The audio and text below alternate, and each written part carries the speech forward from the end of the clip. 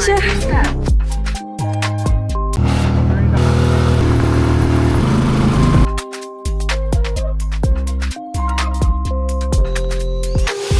Okay, so I wanted to quickly talk about my experience with the Osmo Nano. If you haven't seen my last video, I did a full review on it. Went to a ferry lake park here in China and got some amazing footage and showed you what the capabilities of this camera actually were. But for me, it wasn't really enough. I was like, all right, let's take this to the next level. So we decided to go to the Philippines. Now, going to the Philippines gave me the chance to test this camera out really to see how convenient and how good the image quality actually was. And let's just say it did not disappoint. We went to the Palawan Island and we went specifically to Port Barton, which is a really chill area in the Philippines, and the images we got there were fantastic. I feel like where this camera shines is the fact that you always actually want to use it. I find myself pulling it out more even than my phone, which is the camera I probably used the most beforehand. The fact that I can instantly turn on and start recording just by pressing the record button means that you can just start creating content right away, and it makes it such a breeze, such a good experience when shooting video. Right before the trip, I actually picked up the Mic Mini. It was super cheap. It was on discount here, and this is the audio you're hearing with it now, but without, it sounds perfectly fine. For you. Thank you.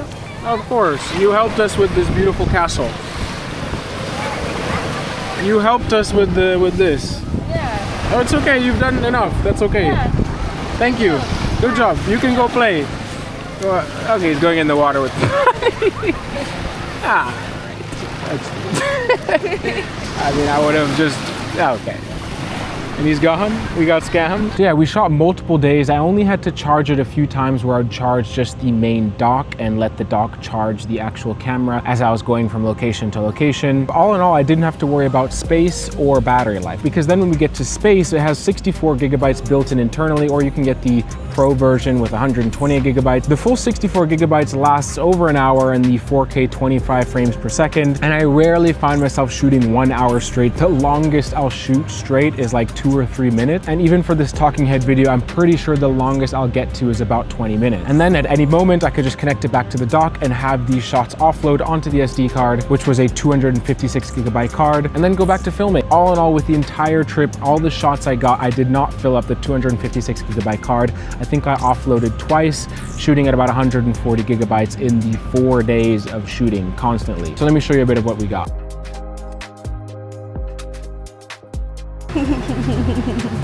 Is that nice?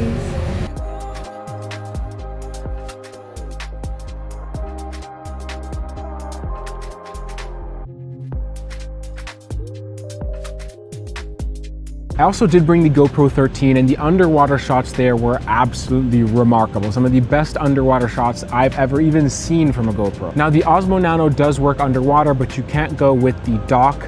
And it's just advised, you know, not to submerge it for too long underwater. Yes, it's waterproof, but even me, when I can tell when I'm handling it, it just doesn't feel as secure as like a GoPro does. So I wouldn't really recommend it for long underwater sessions, but it does work. What's also really nice about this camera is the fact that if you have the Mini 4 Pro or the Mini 5 Pro or almost any other DJI product, most of them shoot D-Log-M, which is the flat color profile, which is what I'm shooting on right now, which then gives you the opportunity to color grade later on. And the amazing thing is that it matches with all the other D-Log-M cameras so that you can just have your footage match beautifully. It was always a little annoying when I had to match my GoPro to my Sony, to my DJI drone, to even my iPhone footage. But if I use this as my main camera, then I just have this, the Mini 4 Pro, and then my FPV drone, which uses the O4 Pro unit, which is the same thing as the Avata 2 camera. So it's FPV with the same D-Log-M, which just makes it such a fluid process. You don't have to learn different color grading techniques for different cameras. All in all, it's just such a nice thing to hold and film, looking at all these shots and seeing how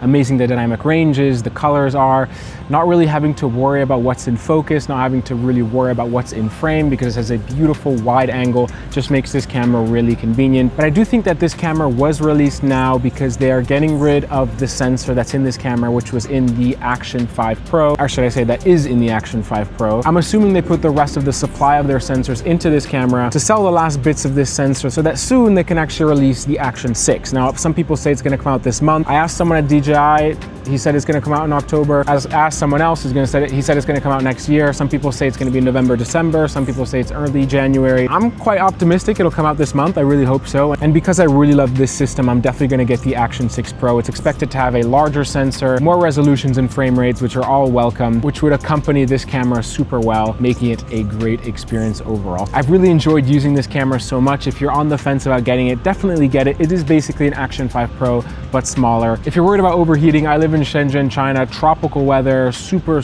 hot all the time. And when I went to the Philippines, obviously it was super hot. Never had any problem. I think people have a problem if they shoot 20, 30, 40-minute pieces of content, but I don't think that's what this camera is for, and that's not really what most action cameras are meant for. If you film things like that, just get the Action 5 Pro. This is for running and gunning, shooting in really unique angles and really cool locations in a tiny setup. Let me in fact show you my entire setup.